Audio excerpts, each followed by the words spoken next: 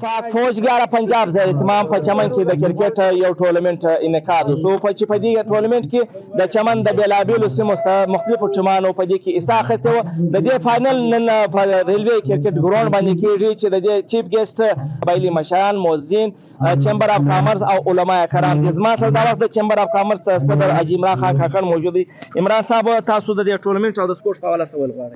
اول خو موږ آرمي 11 پنجاب د دې سی او بهزاد کرنل بهزاد صاحب د دې ډیره شکریا ادا کوو چې په علاقہ کې دا رنګ فنکشنز او دا رنګ ایونټس د منعقد کړي دي او په دې کې باید چې د علاقې چې کوم نوټیبل دي د هرې طبقه سره قبایل دي، تجارتي دي، سوشلي دي، چې هر څوک دي سیاسي دي، دا رنګ پروګرامونه او ایونټس فنکشنز باید سپورټ کړي په وجه د دې چې د سپورټس اکټیویټي چې ده په نوجوان نسل کې انرژي راولي، هغه مزید اکټیو کوي او د اکټیویټي سره بیا دی چې د غیر ضروري سرګرمیانو سره او د منشیاتو سره همیشه محفوظ وي. حاجي ملک عبدالخالق صاحب چې قبایلي مشر دی موجود دی، د پاک فوج و د اقدام د سپورټ سره د مینې او د ځوانان سپورټ خواته رابللو باندې تاسو څه ویل غواړئ؟ یاره دا یو بهترینه ټورنمنت دی د کرکټ زموږ د چمن د ځوانانو لپاره.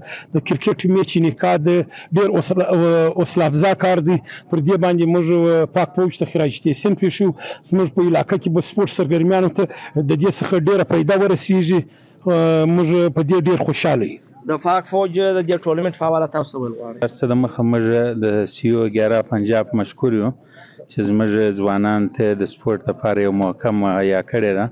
موږ د حکومت څخه دا درخواست دی چې په چمن کې په نورو سیمو کې هم د فوټبال او کرکټ داسې نور د سپورټ میدانونو ته هغه دی ډېره توجه وکړي او دغه سره سات تعلیم او زموږ پر ایجوکیشن او پر هیلث باندې هم د دې توجه وي. چې کوم فاینل لوبغاړي د هغه ما سره موجود دي، ستاسو نوم څه دی؟ ما نوم رحمت الله دی، د پاک آرمي لوبډلې کپټن خبرې کوم.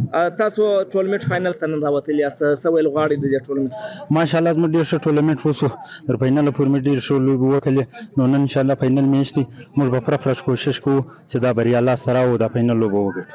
د دې ټورنمنت فاینل پر اختتام باندې دا کلاریان چې هغه انعامات تقسیم کړل، د سره قبایلي مشران او موززین شعر دا هم ولای چې هغه په دې فاینل لوبغاړو ته خپل لاس مبارک سره انعامونه ورکړل. دا ځای چې کوم لوبغاړي دي د داسې ټورنمنټو د انعقاد ته په ډېره ښه خوش سترګه ګوري او دوی دا زیاته کله چې داسې نور ټورنمنټ دي په دې وطن په علاقه کې کېږي. پاکستان